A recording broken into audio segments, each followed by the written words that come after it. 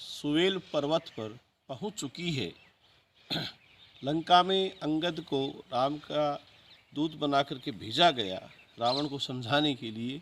रावण नहीं माना और घोर जो राम रावण युद्ध है वो प्रारंभ होता है। राक्षसों के लिए हनुमान जी महाराज उस युद्ध में एक काल बन कर करके टूट पड़ते हैं। ऐसा प्रतीत होता है कि सारे राक्षस समूह को हनुमान जी महाराज समाप्त कर देंगे। उन्होंने धूम्राक्ष का, अकंपन का, अवनी का, अतिकाय का, देवांतक का, त्रिशिरा का और धूम्राक्ष का वध किया। उस युद्ध भूमि में जब वीर मेघनाथ आया तो उसने आकर के रामादल में भारी त्राही त्राही मचा दी। जाम्बवंत सहित अनेक वीर घायल हो गए। तो विभीषण जी को बड़ी चिंता हुई कि ये क्या हो गया रामादल में। विभीषण जी जाम्बवंत जी के पास में पहुंचते हैं और उन्हें देखकर जाम्बवंत जी पहला प्रश्न करते हैं कि हनुमान सुरक्षित है ना। विभीषण जी बोले, आपने अन्य किसी के बारे में नहीं पूछा, स्वयं राम और लखन के बारे में नहीं पूछा, आप ये क्यों पूछ रहे हैं कि हनुमान संरक्षित और सुरक्षित है ना। तो जाम्बवंत जी ने कहा, वाल्मीकि रामायण में श्लोक आता है, जीविते वीरे तु हतम अपि हतम बलम, हनुमान युगजितः प्राणो जीवेन्तोपि मृता वयम, धरते मारुति ताते मारुति प्रतिमो यदि, वैश्वानर समो वीर्ये जीविति आशा ततो भवेत। कि जो हनुमान जी जीवित हैं तो वानर सेना जीवित है।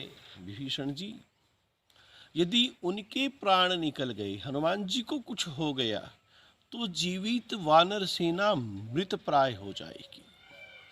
इतने में हनुमान जी महाराज वहां पर आ गई। उन्होंने जाम्बवंत जी को प्रणाम किया। जाम्बवंत जी ने उन्हें संबोधन दिया कि हे वानर सिंह, आओ, तुम्हारा स्वागत है। संपूर्ण राक्षस दल को दलन करने वाला अगर कोई है तो हनुमान तुम हो। तुम जैसा पराक्रम अन्य किसी में है ही नहीं।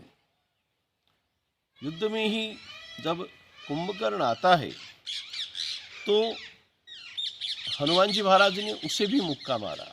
वो व्याकुल होकर पृथ्वी पर गिर गया। रावण के साथ में जब उनका युद्ध हुआ, हनुमान जी महाराज ने रावण को भी मुष्टि का प्रहार किया है। रावण ने कहा, शाबाश वानर, तुम मेरे प्रशंसनीय हो। हनुमान जी ने कहा, धिक्कार है मुझे कि तुम जीवित हो। धिकस्तु मम वीर्यस्य यतु त्वं जीवसी रावण। हे रावण, मेरे बल पराक्रम को धिक्कार है यदि तुम जीवित हो। धिग धिग मम पौरुष धिग मोही, जौते जियत रहसि सुरद्रोही। हे सुरद्रोही, तू अगर ऐसे बड़े पाप कर करके, इतने बड़े अत्याचार अनाचार कर करके भी अगर जीवित रह रहा है तो ये मेरे लिए धिक्कार की बात है। एक दिन रावण और लक्ष्मण का युद्ध चल रहा था।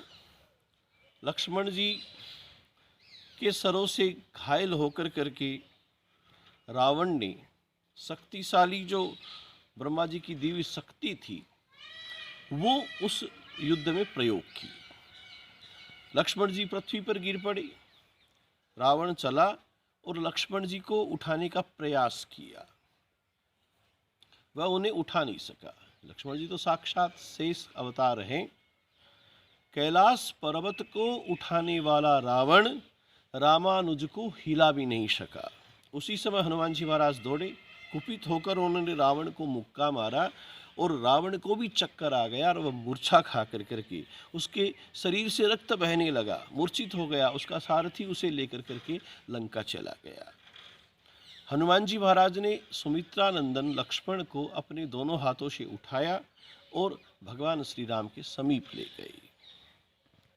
कवितावली में तुलसीदास जी महाराज ने गाया और लिखा है कि दास तुलसी से के विरुद्ध बरनत विदुष वीर विरुदत बर बैरी धाके नाक नर लोक पाताल कौ कहत किन कहा हनुमान से वीर बर बाके। कि बुद्धिमान लोग, विद्वान लोग, विदुष लोग तुलसी के जो ईश है हनुमान जी महाराज के यश का गान करते हुए कहते हैं कि उन्होंने अच्छे अच्छे कीर्तिशाली वीर शत्रुओं पर अपनी धाक जमा ली। वीरू वीरू दैत बर बैरी ही धाके। कोई बतलावे तो सही कि हनुमान जी के सदृश बांका वीर आकाश में, पाताल में या इस पृथ्वी लोक पर है कहाँ। हनुमान जी के पराक्रम की कोई सीमा नहीं है। अतुलित बल धामम, उनका ये जो गुण है, उनकी जो स्वभाव और प्रकृति है, वो वास्तव में युद्ध भूमि में देखने को मिल रही है। युद्ध वो उत्तरोत्तर बढ़ता जा रहा था। रण में मेघनाथ पुनः आया और लक्ष्मण जी से उसका संग्राम हुआ। वर्णन आता है कि लक्ष्मण मेघनाथ द्वौ जोधा भीरहि परस्पर कर अति क्रोधा। दोनों ही महायोद्धा हैं और क्रोध कर करके आपस में युद्ध कर रहे हैं। एक ही एक सकहि नहीं जीती निशिचर छल बल करई अनीति।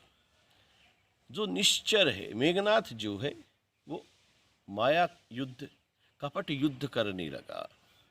क्रोधवंत तब भयं अनंता।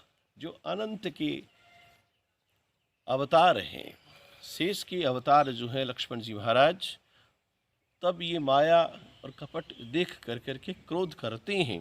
भंजऊ रथ सारथी तुरंता। और उसके सारथी को और उसके रथ को समाप्त कर देते हैं। नाना विधि प्रहार कर शेषा राक्षस भयं प्राण अवशेषा।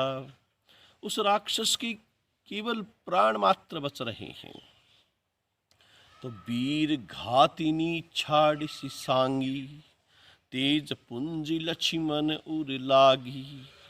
तो उसने जो वीर घातिनी शक्ति है उसका प्रयोग किया और वो लक्ष्मण जी महाराज के शरीर को जाकर के जो ही लगी, मूर्छा भई शक्ति के लागे। लक्ष्मण जी महाराज मूर्छित हो गए। तब चली निकट गयऊँ भय त्यागे। तो वह मेघनाथ जो है लक्ष्मण जी महाराज के पास में पहुंचता है और वो भी रावण की तरह उन्हें उठाने का प्रयास करता है कि जगदाधार शेष को मैं उठा लूं। लेकिन हनुमान जी महाराज वहां पर पहुंचते हैं और मेघनाथ को भी मुष्टि का प्रहार करके वहां से भगा देते हैं। मेघनाथ हताश होकर करके पुनः लंका लौट जाता है और इधर लक्ष्मण जी महाराज मूर्छित हैं। हनुमान जी महाराज प्रभु श्री राम के पास में उन्हें लेकर के जाते हैं। सारी रामा दल में आज बड़ा ही क्रंदन का विषय, सबकी आंखों में आंसू आ रहे हैं। हनुमान जी महाराज की आंखों में आंसू, भगवान श्री राम की आंखों में आंसू, जामवंत जी, सुग्रीव, अंगद, नल, नील, सारा रामादल आज आर्त भाव से दुखी हो रहा है कि लक्ष्मण को ये क्या हो गया।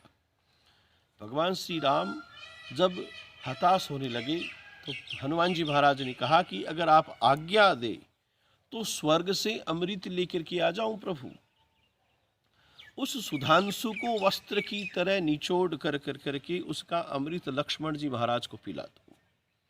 पृथ्वी फोड़कर पाताल जाकर नागलोक में जो अमृत है वो अमृत कुंड ऐसा का ऐसा उठा करके ले आऊं और लक्ष्मण जी को पिला दूं, स्नान करवा दूं उस अमृत कुंड में।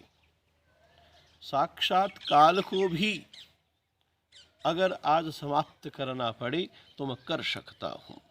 लक्ष्मण की तो चिंता दूर होगी ही, मैं ऐसा उद्यम कर दूंगा कि संसार में किसी प्राणी की मृत्यु नहीं होगी।